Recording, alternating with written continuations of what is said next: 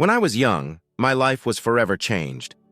I lost my mom to a sudden heart attack on what seemed like an ordinary day. I was in the kitchen with her. She was probably cooking, cleaning, or humming to herself while preparing meals for us. I don't even remember what I was doing, maybe playing with toys or chatting, but the abruptness of what happened next is etched into my memory. One moment she was standing there. The next, she collapsed, crumpling to the floor right in front of me. It was terrifying. I had never seen her so still, so unresponsive. My young mind couldn't grasp what was unfolding. I sat beside her, touching her hand and her face, begging her to wake up, but nothing. Tears streamed down my face as I cried helplessly, hoping she'd move, open her eyes, and smile at me. She never did. Eventually, my dad came home. When he walked in and saw my mom on the floor and me crying beside her, his face turned pale. He screamed her name, his voice shaking, and called 911. I don't remember much about the paramedics, just flashes of uniforms and unfamiliar faces rushing around. I kept looking at her, waiting for them to make her okay. But then they told my dad the words that would change everything. She was gone. My mom died right there in our kitchen. At her funeral, I held my dad's hand as we stood in front of her casket. Everything felt surreal, like I was watching it from far away. People spoke kind words and offered condolences, but none of it registered. All I could think about was how she was gone forever. That night, my dad held me tightly as we both cried ourselves to sleep. He clung to me like I was his lifeline, the only thing tethering him to this world. But after that night, things got worse. My dad was consumed by his grief, and for a long time he stopped trying. He became a ghost of himself, going through the motions of life. He'd go to work in a daze, come home and drink until he passed out. I needed him, but he wasn't there. Not emotionally, not in the ways that mattered. Thankfully, my Aunt Sophia, my dad's sister, stepped up when we needed her most. She became the glue that held us together. From the moment Mom passed, she made me and my dad her priority. She had her own life, her own family, but she didn't hesitate to step in. Sophia took on the role of parent for me when my dad couldn't. She made sure I had everything I needed. Every morning, she picked me up for school, packing my lunch with little notes of encouragement tucked inside. After school, she'd sit with me, helping with homework, even when I struggled to focus. She never pushed, just supported. When I needed to talk, she listened. When I didn't, she sat with me in silence. It wasn't just about the practical things. Sophia encouraged both my dad and me to start going to church, hoping it would give us some peace and routine. Around that time, my school recommended grief counseling because my grades had started slipping. Therapy became a safe space for me to express feelings I didn't understand: confusion, sadness, and even anger. It taught me there wasn't a right way to grieve and helped me connect better with my dad, even if only in small ways. My dad's grief and recovery, despite his struggles, my dad was still a good father in many ways. He never raised his voice or his hand to me. He was patient and tried to understand me, even during my most difficult teenage years. I wasn't easy to deal with. Moody, distant, and sometimes rebellious, but he handled it with grace. As time passed, he slowly started to emerge from his grief. We spent more time together, and I began to see glimpses of the dad I knew before Mom died. Then he started dating again. At first, none of his relationships went anywhere serious. Women came and went, and I stayed in the background, quietly supportive, hoping he'd find someone who made him happy. But then he met Dee. When my dad started dating Dee, it felt different from the start. He was head over heels for her, and it showed. After every date, he'd come home smiling like a teenager. I wanted to be happy for him. I really did. If she could bring some joy back into his life after everything we'd been through, then I thought she deserved a fair chance. The first time Dad brought her home, I kept an open mind. But something about Dee immediately felt off. She wasn't warm or kind like he had described. Instead, she seemed judgmental, her eyes scanning the house as though she were inspecting it for flaws. When her gaze landed on the photos of my mom displayed in our living room, her face hardened. It was subtle, but I caught it. At lunch, she made her feelings known. Right there in front of me, she told my dad it was disrespectful to have pictures of my mom around the house. She said that if he was serious about their relationship, he needed to take them down ASAP. I was floored. How could someone who barely knew us feel entitled to make such a demand? Those pictures weren't just decorations.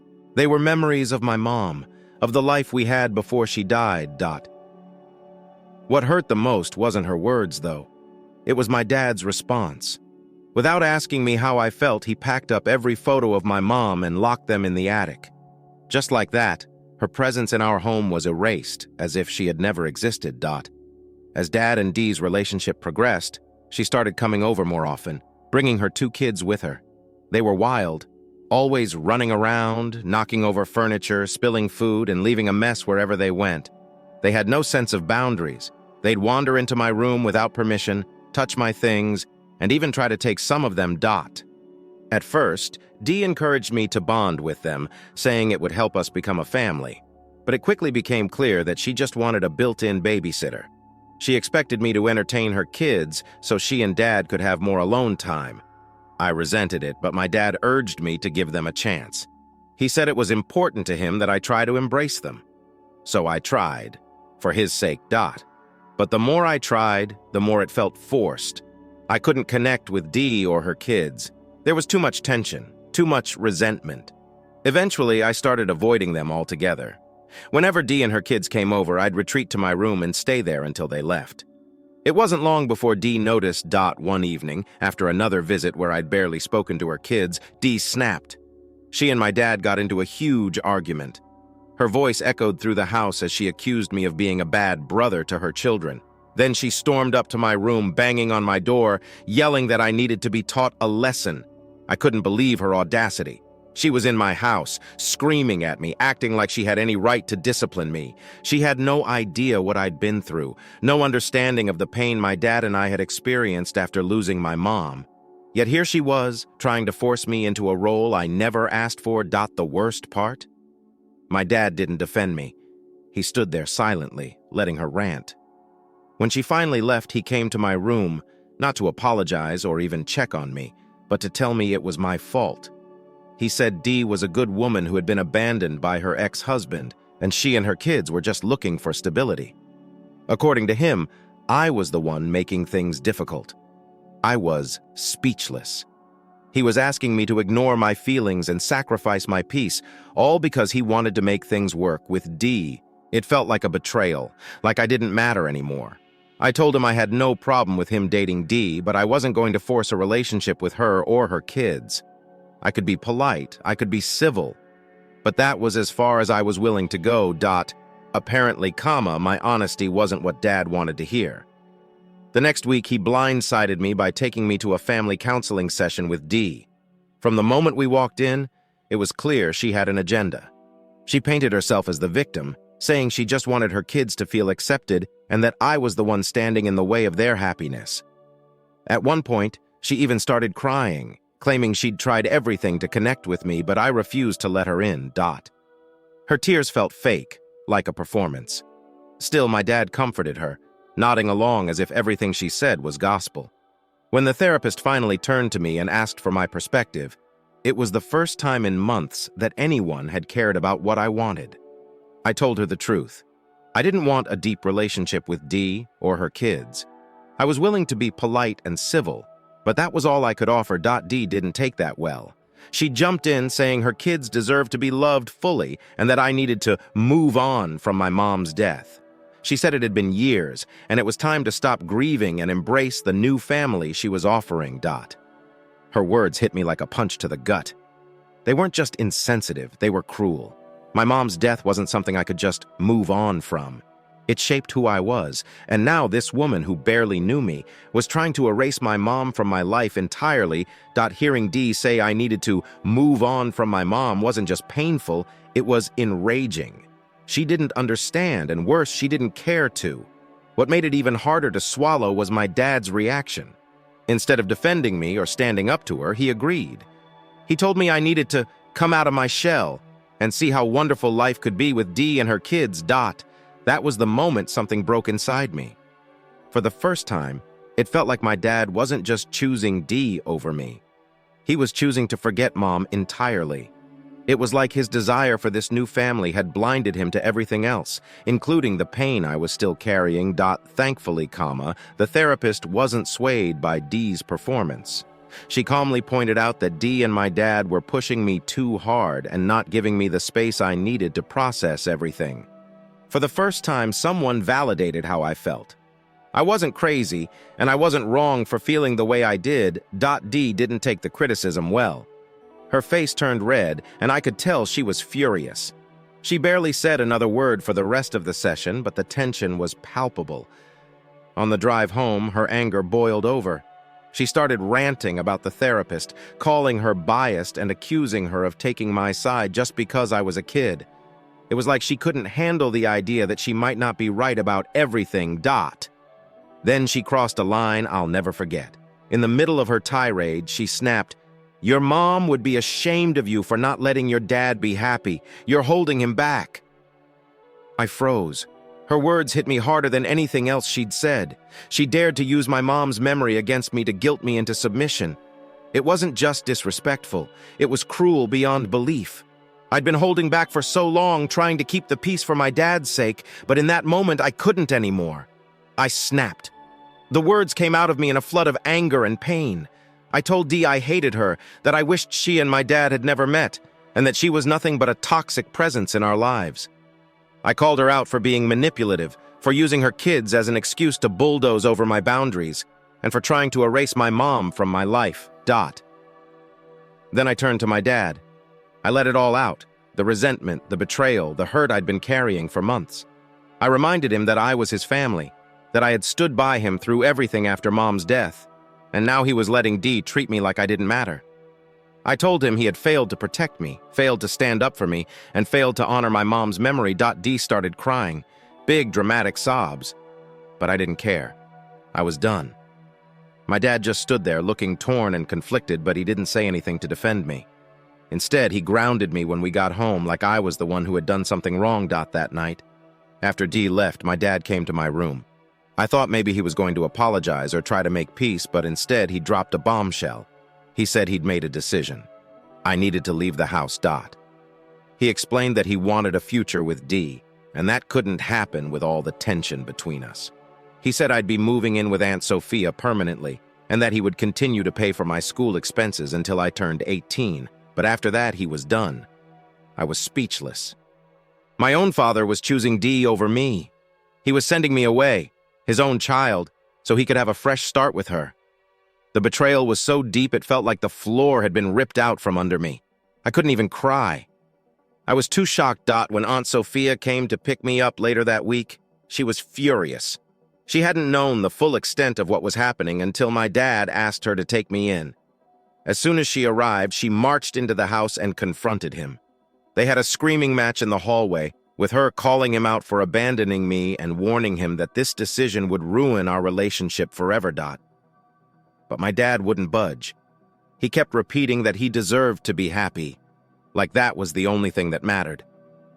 Eventually, Aunt Sophia grabbed my bags, gave him one last disgusted look, and led me out of the house. As much as I didn't want to leave, I didn't have a choice. I cried the entire way to Aunt Sophia's house, feeling like I had lost not just one parent, but both. My dad had made his decision, and it wasn't me. Living with Aunt Sophia has been a blessing, but it hasn't been easy. The pain of my dad's betrayal is something I carry with me every day. I've tried to move forward, but some days it feels impossible. Meanwhile, my dad wasted no time building his new life. Dee and her kids moved into our house just days after I left, and from what I hear, they've settled in like they've always belonged there.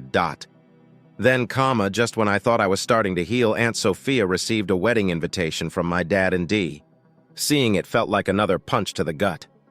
I hadn't spoken to my dad in months, and now he was asking me to attend his wedding after everything he'd done. Aunt Sophia was livid.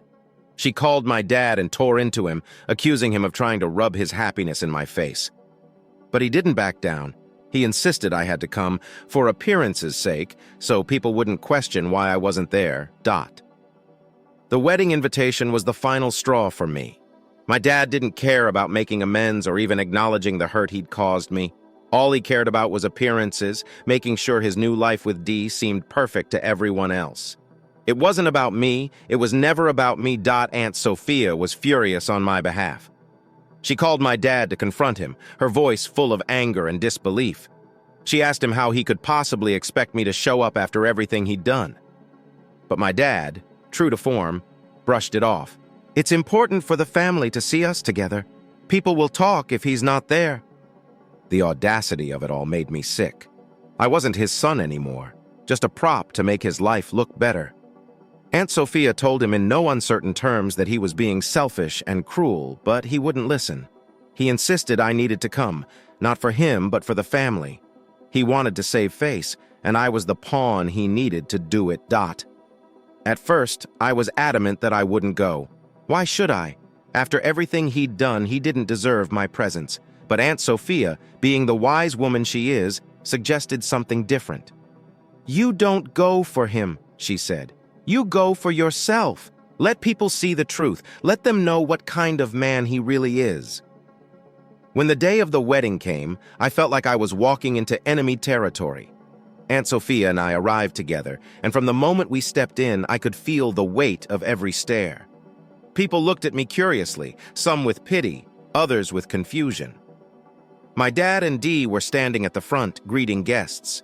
When he saw me, he froze. His smile faltered, and for a split second, I saw the guilt in his eyes. He didn't approach me, didn't say a word. Instead, he looked away, pretending I wasn't there. Dee, of course, avoided me completely. She spent the entire time clinging to my dad, smiling like she didn't have a care in the world. The ceremony itself was a blur. I sat there, quiet and tense, watching my dad exchange vows with a woman who had destroyed what was left of our family. It felt surreal, like I was witnessing a bad dream I couldn't wake up from. After the ceremony, the speeches began.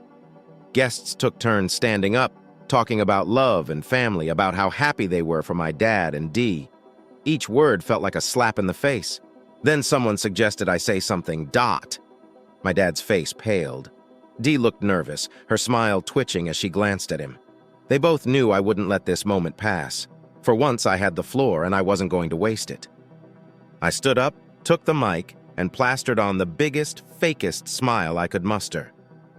I'd like to congratulate my dad and Dee on their beautiful wedding, I began, my voice dripping with sarcasm. It's heartwarming to see how much love they share.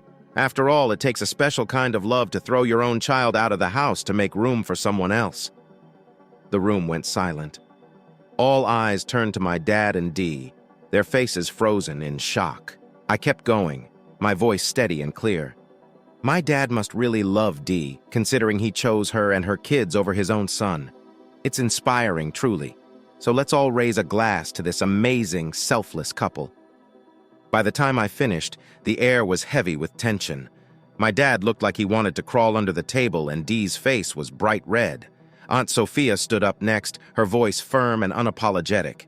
She told everyone the truth, that I had been living with her because my dad kicked me out, and that this perfect family they were celebrating had come at the cost of his own son. The murmurs started almost immediately. Guests were whispering, some looking at my dad with disgust, others shaking their heads in disbelief. Aunt Sophia didn't hold back, calling my dad out for his selfishness and lack of accountability. By the time she finished, it was clear the damage was done. The picture-perfect image my dad and Dee had worked so hard to create was shattered. Aunt Sophia and I didn't stick around to see the fallout. As soon as we finished speaking, we walked out, leaving the stunned silence behind us. On the way home, I felt something I hadn't felt in months: relief. For the first time, the weight of my dad's betrayal didn't feel so suffocating. The truth was out, and they couldn't hide it anymore. Over the next few days, word spread. Family members started calling Aunt Sophia, demanding answers. People were furious with my dad, not just for kicking me out, but for trying to keep it a secret.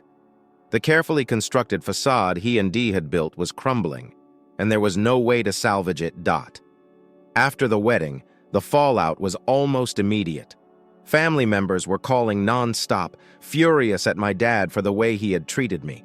Some demanded to know how he could abandon his own son, while others outright cut ties with him and Dee.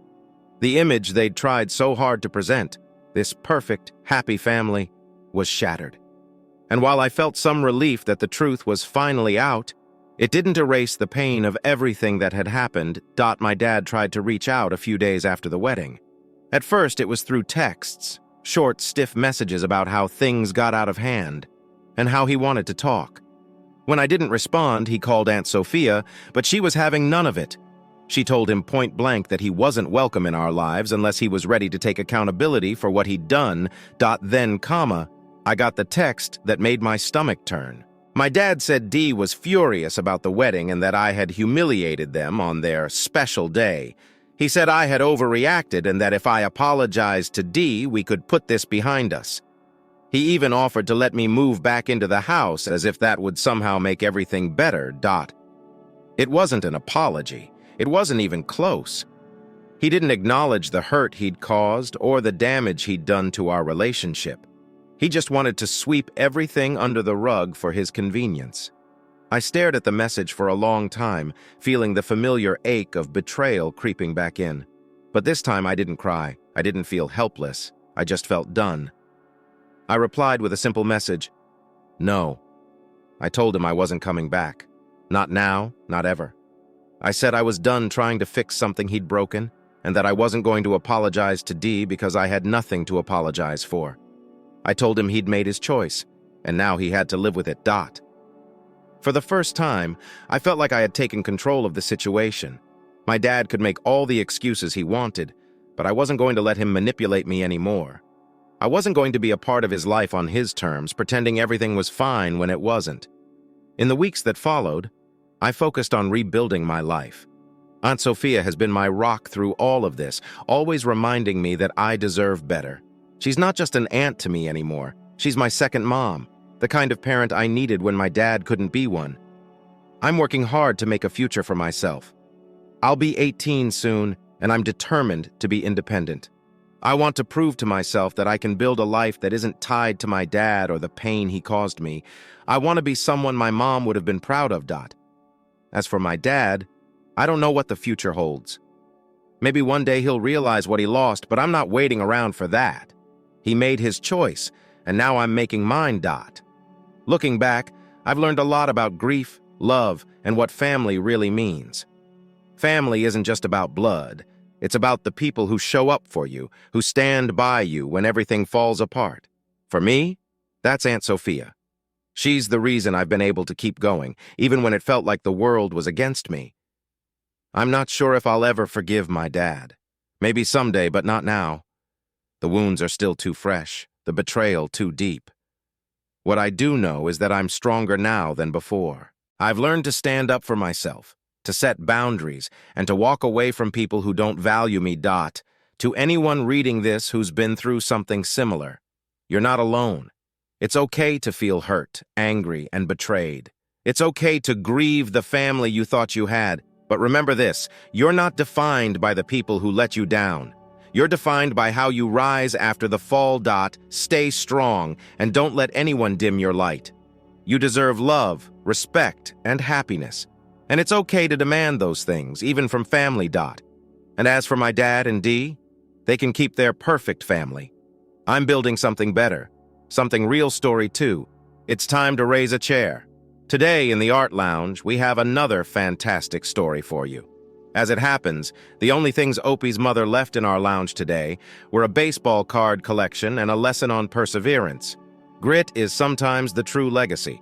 After my mother misappropriated money from my education fund for herself, I brought her to court. Unfortunately, 2 years ago, I, a 21-year-old woman, lost my father unexpectedly. I didn't get along well with my dad since he was an alcoholic. When I was a child, he frequently mistreated me verbally and emotionally. Thus, 2 years prior to his death, I ceased communicating with him. I was shocked to learn of his death since I never imagined he would die so young. His age was 54. At the time of his passing, my parents were divorced, and my dad had no other children. In addition, I'm an only kid with no close relations. In the end, I had to make all the decisions. My mom saw how stressed and overwhelmed I was after my dad passed away, which caused me a great deal of stress because I was grieving terribly. She offered to close his bank account, which I accepted because she told me there wasn't much money left in it.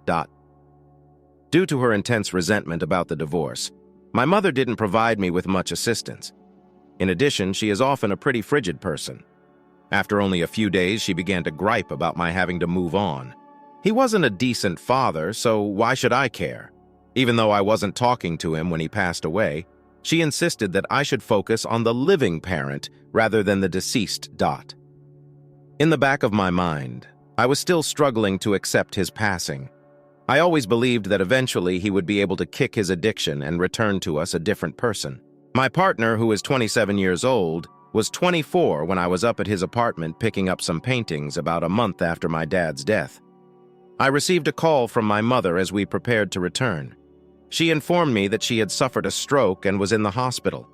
Since it was the end of COVID, she could only be seen by one person at a time. Fortunately, she was fully recovered when I arrived. Although she had some difficulty walking, the doctor assured her that she would be okay. Over the past week or so, my mother has been in the hospital. I was by myself at home. Because he was a student teacher at the time and couldn't miss much school due to my chaotic family, my boyfriend had to return to his apartment. My entire life, I have battled with mental health issues. Being at home alone myself on that first day was one of the scariest days of my life. My mother had come dangerously close to death, and I was still deeply grieving over my father. We had recently relocated to the region, so I didn't have any friends there, and meeting new people was difficult because of COVID. All night long, I was experiencing depression bouts and panic attacks. My lover saw how difficult it was for me to be by myself the next day. We came to the conclusion that I also needed help, and that it wasn't healthy for me to stay at home by myself. He brought me back to his parents' house to remain till my mom was discharged from the hospital because he couldn't stay with me due to school. I always had someone with me when he was in school because he lived with his parents at the time and they both worked from home. My mom was also not alone since she had a lover who came to see her every day. My mother spent the week in the hospital. Every day I texted and phoned her. After that, I was also allowed to go see her again. I had to wait for someone to drive me to the hospital since I couldn't drive. I returned home to assist in caring for her once she recovered and was discharged from the hospital. Similar to every stroke victim, I helped her as much as I could when she required assistance with everyday tasks. For whatever reason, she refused to accept assistance from a temporary nurse or caretaker. I was fine with it being all on me. Memory issues and a short fuse are two consequences of a stroke. Expect these things, the doctor advised. I didn't let it bother me when she began to get upset with me for a cause. After a few weeks, she is significantly better and requires less assistance with everyday tasks. However, I saw that her anger and short fuse were not getting better. She was often arguing with me over little matters. We then talked about me visiting my boyfriend's house when she was in the hospital one day. She actually had a deep-seated resentment toward me because she thought I was leaving her and that I hadn't done enough for her. I gave her my side of the story and told her that I needed help too and that I phoned her every day to see her. She disregarded my emotions and claimed that I was an unappreciative daughter who only cared about my deceased parents and not my living ones. I have always suffered with believing that my feelings are unimportant. Therefore, I was really disturbed by this. Growing up with my mother. Whenever I was unhappy as a child, Mother would frequently advise me to go on, or that it wasn't a big issue. She once gave me a really hard shake and shouted at me to stop when I was having a panic attack. She also did this if she was furious about something my dad said to her when intoxicated that made her feel bad. I would console her in whatever way I could when she would weep to me. They had made me an adult at a very young age, so I was really offended when she said such harsh words to me that day. Before it came time for me to move into the dormitories at my new institution, I ended up spending a few weeks back at my boyfriend's house. I wasn't prepared for school to start. I was grieving terribly. After I moved into the dormitories, I became so nervous that I started having panic attacks. It was a lot to process because I had never been in a dorm before. In order to pay for college, I also had to rely on the college fund that my father established when I was born. When I texted my mom, who was in charge of my college money, to inquire when she would be paying it off for the semester, she became strange. I repeatedly inquired as to when she would make the payment. "I'll take care of everything," she insisted, "so don't worry about it." As our time together drew to a close, I understood that she would not cover my education expenses, leaving me with a $15,000 debt and no means of payment. After dropping out and informing my mother that she had missed the deadline, I took the difficult decision to stop attending school. She informed me that she was disappointed in me once more and that I was not permitted to move back in with her because she believes I am abusive and that I cause her too much stress. She also promised to give me some paintings my dad acquired throughout the divorce and the baseball cards he collected. The only tangible things I was able to take from my dad's apartment were his paintings and baseball cards. After he told me this, I was so heartbroken that I had to move back in with my boyfriend's parents.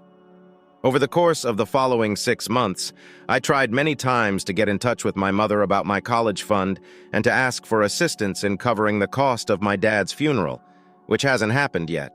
But I never received a response. Right now, he's in an urn at my boyfriend's parents' house. When I got a UTI and had to go to the hospital, it was a pleasant surprise because my mom also chose to cancel my insurance as soon as I was expelled. My partner ended our relationship at the time, and I almost lost my whole family within the course of a month or two, so it took me some time to comprehend everything. There would be nowhere for me to go. After 6 months, I made the decision that I was prepared to enroll at a community college. I also made the decision to question my mother about my college money one final time. I texted my mom to ask her about it, and she replied that she had returned to college. I believed she meant to use her own funds, so I told her I supported her decision. She continued, however, by accusing me of embezzling my education funds. I was surprised and furious. My mother has always assured me that I won't ever have to worry about funding my college education the way she did. She already had more than 30 years of work experience and a bachelor's degree. Furthermore, she never disclosed to me that she intended to utilize my education funds. She also earned a lot of money in her previous work. I estimated that she earned well over $100,000 annually. Therefore, there was no doubt as to whether she could afford it on her own.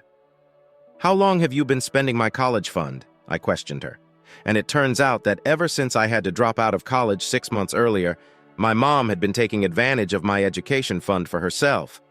I ended up contacting her because I was upset. "How did you accomplish this?"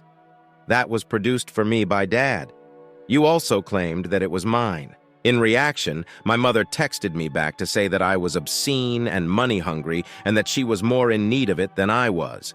Heartbroken and furious, I made the decision to hire a lawyer. I thought I had a case because my dad had established my education fund, therefore I decided to hire a lawyer. In addition, I wanted my dad's possessions back after my mom seized them all. In summary, the entire procedure took more than a year to finish, but I was able to find a lawyer. In essence, I had to be named as the beneficiary, and their divorce and asset division had to be redone. The entire time she struggled to get installed. She claims it will take more than a year and cost us both a lot of money, even though it was completed in a few months. My lawyer and I were able to come to an agreement wherein I would not be required to pay until the case was resolved. I had to get a loan as well. I ultimately prevailed in the lawsuit. We found hardly nothing in the bank account she had informed me about. In actuality, it contained about $90,000. In the end, I received $45,000 of that. I also received the paintings, the baseball card collection, worth around $50,000, and his portion of the retirement plan. We also found out that she used the remaining funds from my college account to take a lengthy trip to Europe after she expelled me. I had to pay her back for that. I haven't spoken to or texted my mother in over 2 years as of right now. I'm awaiting the processing of all my retirement accounts by the retirement agency. Therefore, other from baseball cards and the paintings, I haven't seen any of the money. I moved into an apartment with my partner after we left his parents' house. While I continue to grind my way through college, he is now a full-time teacher. Fortunately, I've benefited much from financial aid. When things calm down a little, we hope to get married. I'm currently only attempting to determine my position in the world and how, in light of everything, I might proceed. I appreciate you reading my tale. I'm hoping to have an update for the future. The community has responded quickly, which is ultimately excellent news. The relationship between my younger boyfriend and I is still going strong. I'm hoping that his love will aid in your recovery since I sense that a lot of healing will occur. which is positive. It's good to hear that the legal system acted in your favor and ensured that you received a portion of the assets your father left you. Oh no. OP. Losing your father, negotiating the legal maze, and avoiding emotional pitfalls with your mother. That's difficult. I apologize. It was like learning your parents failed when you saw the bank account wasn't empty. You might be surprised by more than just marriage, and then learning that your mother took a trip to Europe with your education funds. You've managed to emerge stronger. Nevertheless, baseball cards weren't the only thing you collected. You possess grit and resilience. I hope your next chapter has more happy endings and less judicial drama. Continue because you deserve all of the happiness and presence that is coming your way. How do you interpret this? I appreciate you coming to the lounge with us today. To ensure you don't miss our next video, please press the notification bell, like, and subscribe. I quote L. See you shortly.